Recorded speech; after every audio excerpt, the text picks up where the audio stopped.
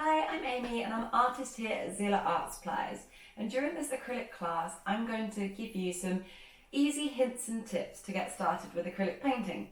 We're going to start off with a little warm-up we will create a little fun piece of artwork, and then we're going to move on to something more subject-based. So I'm going to be painting some animals and some landscapes and giving you some ideas on how to get started with acrylics.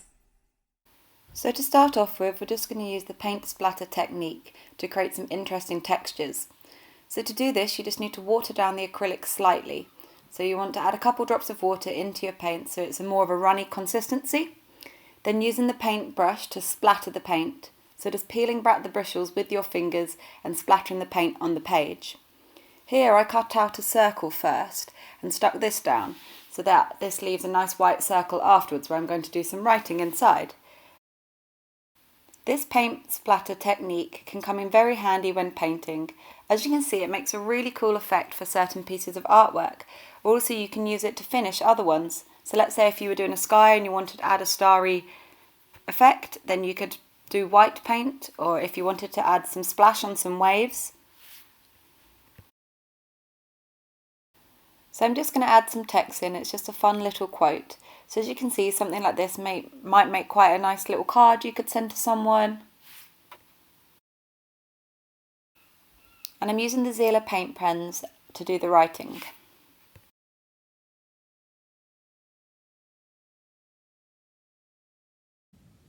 So when setting out ready to paint, I've got my basic, really light sketch of this little pig I'm going to paint.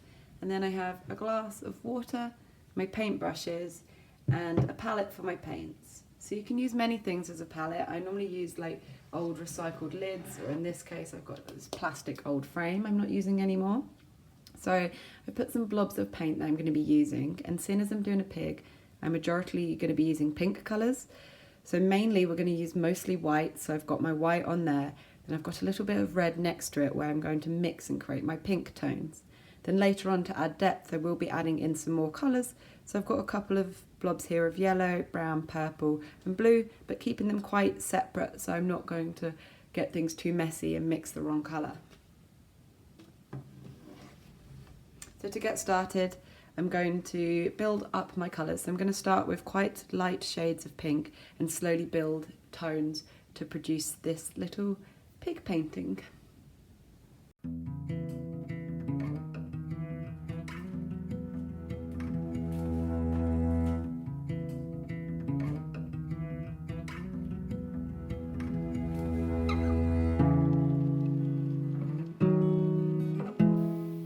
So the key with this is to start up light and build the tones darker. So I've gone really pale pink, then gradually adding more red into my white paint to darken the pink colour, to add more definition into the features.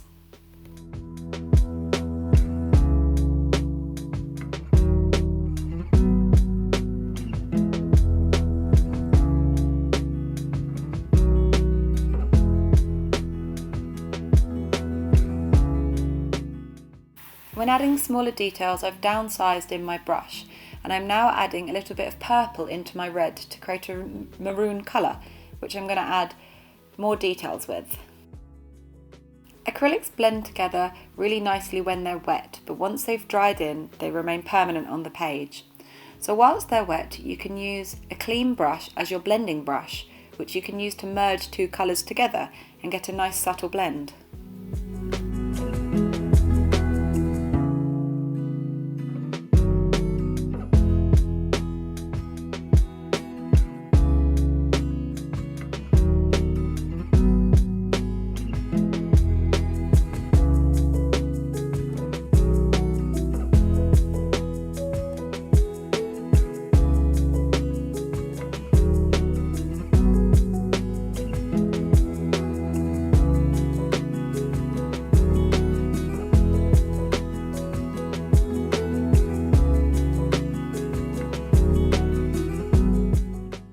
You can see how on the palette I've created different shades of maroon and pink when I'm adding all the tones into the pig's face.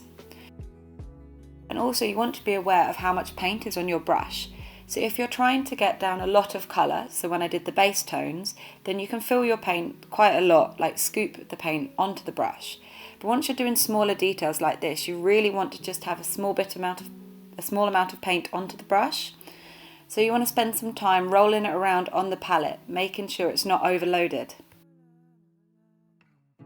Mixing a bit of water into your paint will allow the paint to travel further. As you can see, acrylics are quite thick, so when you're getting smaller details, you'll find a line won't travel very far. So if you just wet your brush, add a little bit of water into your paint, make sure you kind of mix it around together. Then your paint strokes will travel further.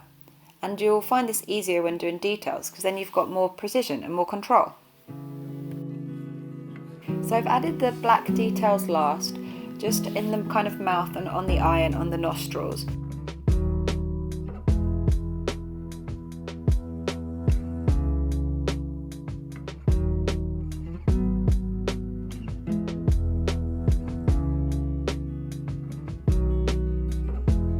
So now I'm adding in some very subtle tones of yellow and then some subtle tones of blue, which just helps to increase the tonal range on the drawing, and it makes it look more 3D.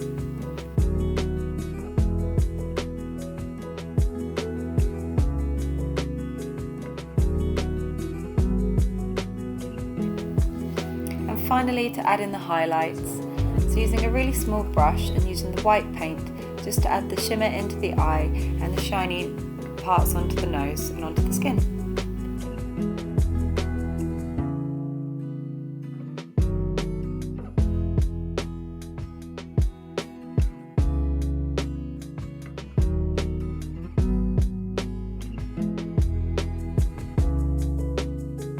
Now to add the background, I'm using the fat flat brush, and I'm keeping it very open with the tones. So I'm dipping the brush into the white paint and into the blue paint, so I'm getting two shades on my paintbrush.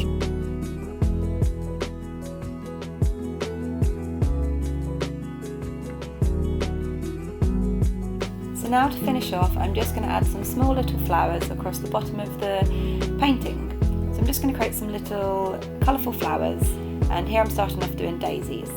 Now I'm using the brush as its shape, so dipping it into the white paint and splodging that into little petals. So you don't have to work too hard with the shape, you want to let the brush do the work for you.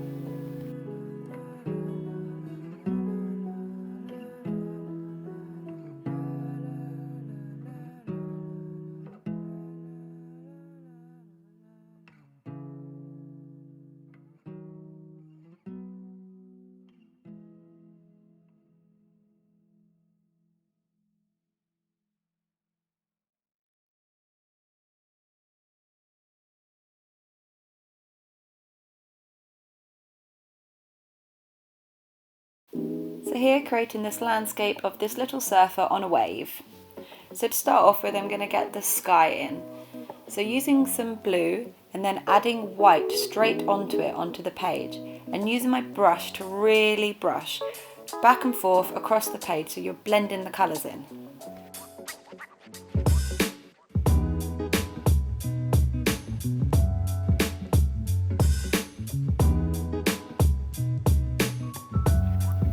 Then adding darker sections onto the wave to cast the shadow. So you want to build it up, so it's slowly starting off with a pale blue, and then you're going to add darker tones in as you need them.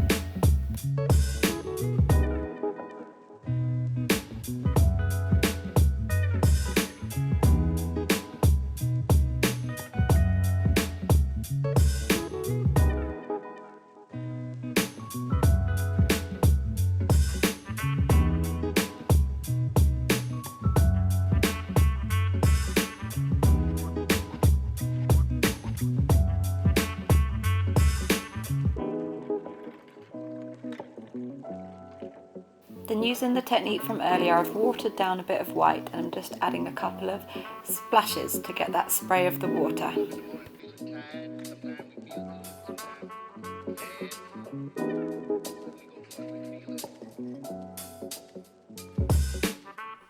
So I hope you enjoyed this series of acrylic painting classes and took away some hints and tips and some inspiration and some project ideas on how to get going with acrylics.